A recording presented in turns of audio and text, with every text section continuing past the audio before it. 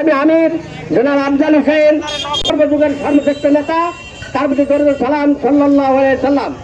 সম্মানিত উপস্থিতি, আপনারা জানেন জামায়াত ও ইসলামী আন্দোলন বাংলাদেশের ৫ দফা দাবিতে নিয়ামতপুর বিক্ষোভ মিছিল ও সমাবেশ।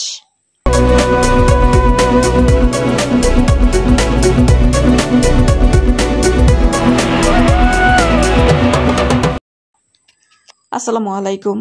এটিপি বাংলার সংবাদে সবাইকে স্বাগত জানাচ্ছি। আমি সুমা আহমেদ। নিজস্ব প্রতিনিধি শেখ রুবেল আহমেদের পাঠানো তথ্যচিত্রে দেখুন বিস্তারিত। জুলাই সনদ বাস্তবায়ন ও পিআর পদ্ধতিতে জাতীয় নির্বাচন সহ ৫ দফা দাবিতে কেন্দ্রীয় কর্মসূচির অংশ হিসেবে নওগাঁ নিয়ামতপুরের বাংলাদেশ জামায়াতে ইসলামী ও বাংলাদেশ ইসলামী আন্দোলন উপজেলা শাখার উদ্যোগে বিক্ষোভ মিছিল ও সমাবেশ অনুষ্ঠিত হয়েছে। নিয়ামতপুর উপজেলা জামায়াত ইসলামের কার্যালয় থেকে বিক্ষোভ মিছিল বের হয়ে বিভিন্ন সড়ক প্রদক্ষিণ শেষে সমাবেশে মিলিত হয়। সমাবেশে প্রধান অতিথি হিসেবে উপস্থিত ছিলেন বাংলাদেশ জামায়াতে ইসলামী নওগাঁ জেলার ও কর্ম পরিষদের মাওলানা নওশেদ আলী।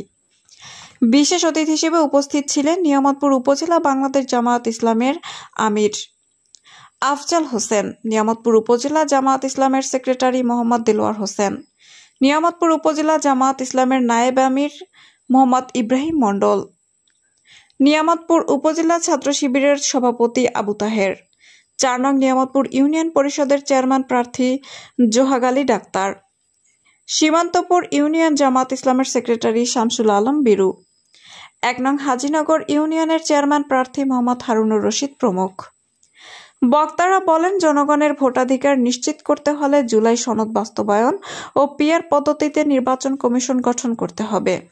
একই সঙ্গে গণতন্ত্র পুনঃপ্রতিষ্ঠা ও জন অধিকার রক্ষায় তারা ঐক্যবদ্ধ আন্দোলন চালিয়ে যাওয়ার অঙ্গীকার ব্যক্ত করেন।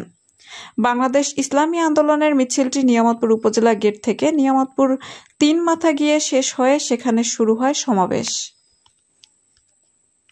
কি করেছে আপনারা জানেন, আমরা জানি, তা দৃশ্যমান। সম্মানিত উপস্থিতি, বক্তব্য শুনেছেন ৫ দফা কি? জুলাই সনদ বাস্তবায়ন সহ পিআর পদ্ধতি এবং লেভেল প্লেইং ফিল্ড এবং সেই আওয়ামী লীগের গৃহপালিত বহাল কর্মীরা আছে তাদেরকে নিষিদ্ধ করে বাংলাদেশকে একটি শোষণমুক্ত লেভেল প্লেইং ফিল্ড তৈরি করে নির্বাচন দিয়ে জনগণের হাতে ক্ষমতা তুলে দিতে হবে এবং আগামী ফেব্রুয়ারিতে নির্বাচন হতে হবে। বাংলাদেশ জামায়াত ইসলামী যেই ঘোষণা দিয়েছে গত 19 জুলাই, বাংলাদেশে জামায়াত ইসলাম ক্ষমতায় আসতে পারে, সেবক হবে, শাসক হবে না ইনশাআল্লাহ। আগামী দিনে বাংলাদেশ জামায়াত ইসলামী ক্ষমতায় আসলে আমরা ডাক্তার শফিকুর রহমান বলেছে, কোন বরাদ্দ, কোন ট্যাক্সবিহীন গাড়ি কোন এমপি মন্ত্রী কিনতে পারবে না, জনগণের সেবা করবে। তাই আমরা বলতে চাই, পিআর পদ্ধতির মাধ্যমে পিআর ভোট দিয়ে এই তত্ত্বাবধায়ক সরকারকে, অন্তর্বর্তী সরকারকে আমরা জোর দাবি জানাচ্ছি, পিআর পদ্ধতি ছাড়া কোন নির্বাচন যাওয়ার পায় তারা করবেন না। দেশে আরো অভ্যুত্থান ঘটবে। তাই এখন আগামী দিনে পিআর পদ্ধতির মাধ্যমে বাংলাদেশে যে রক্ত দিয়েছে, ১৪০০ তরুণ শহীদ হয়েছে, এই শহীদের রক্তের বদলা দেব। সম্মানিত অবস্থা, আপনারা জানেন মিনি সংসদ নির্বাচন হয়ে গিয়েছে, ছায়া সংসদ নির্বাচন হয়েছে, কোন ভীষণ নাই একটি দলের, ভীষণ আউট, ভীষণ নাই। জুলাই সনদের ভিত্তিতে আগামী ফেব্রুয়ারিতে নির্বাচন আয়োজন করা। ২, আগামী জাতীয় নির্বাচনে উভয় পক্ষে পিআর পদ্ধতি চালু করা। ৩ নম্বর, নির্বাচনের লক্ষ্যে সকলের জন্য লেভেল প্লেইং ফিল্ড নিশ্চিত করা। ৪, ফ্যাসিস্ট সরকারের সকল জুলুম, নির্যাতন, গণহত্যা ও দুর্নীতির বিচার দৃশ্যমান করা। ৫, স্বৈরাচারের দোষর জাতীয় পার্টি ও ১৪ দলের কার্যক্রম নিষিদ্ধ করা। এই ৫টি দাবি বাংলাদেশ জামায়াত ইসলামের পক্ষ থেকে মেনে না নেওয়া পর্যন্ত আমরা এই রাজপথ ছাড়বো না। আপনারা কি মনে করেন? পদ্ধতিতে ন্যায় নিষ্ঠার ভিত্তিতে আমরা এই দাবি করেই ছাড়বো ইনশাআল্লাহ। চাঁদাবাজি এগুলো করতে পারে, তারা যদি তাদের পক্ষে মানুষকে কক্ষিবদ্ধ করতে পারে, এজন্যই তারা এই পিআর পদ্ধতি চায় না। পিআর পদ্ধতি চায় না, তাদের বিরুদ্ধে আমরা উদ্যত আহ্বান জানাচ্ছি যে আমরা যেন এই পিআর পদ্ধতিকে সমর্থন করি। এবং যে জুলাই সনদ, এই 2000 শহীদের বিনিময়ে আজকে যে আমরা দ্বিতীয় একটি স্বাধীনতা পেয়েছি, এই জুলাই শহীদের সনদ, তাদেরকে সনদ প্রদান করতে হবে এবং আমরা এই শহীদের পক্ষে আগামী দিনে ইনশাল্লাহ কাজ করে যাব। শহীদদের সাথে আমরা কখনো বেইমানি করব না, কেননা এই শহীদরা আমাদেরকে বাকশক্তি উন্মুক্ত করে কথা বলার স্বাধীনতা ফিরিয়ে দিয়েছে।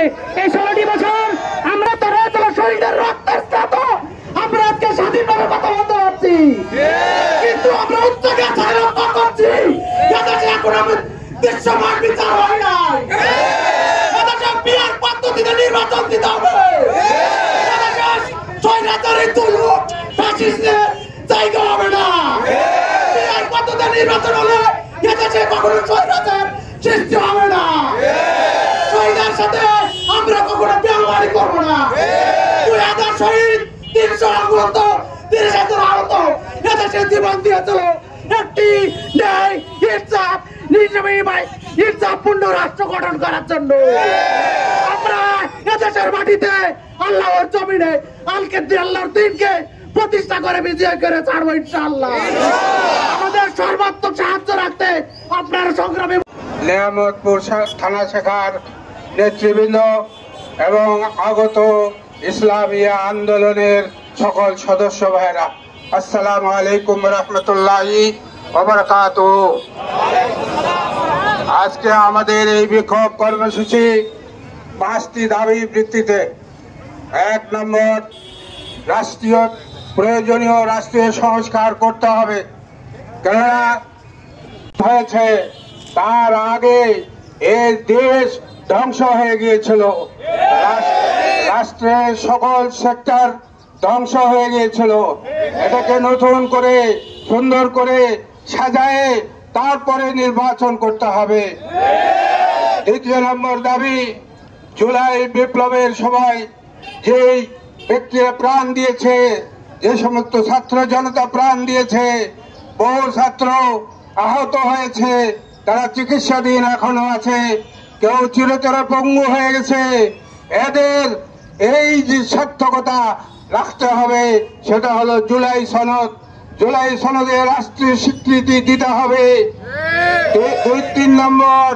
3 নম্বর পিয়ার পদ্ধতিতে নির্বাচন দিতে হবে, অর্থাৎ সংখ্যা অনুপাতিক হারে এই দেশের সংসদ সদস্যরা প্রতিনিধিত্ব করবেন। যে দলের যে সংখ্যা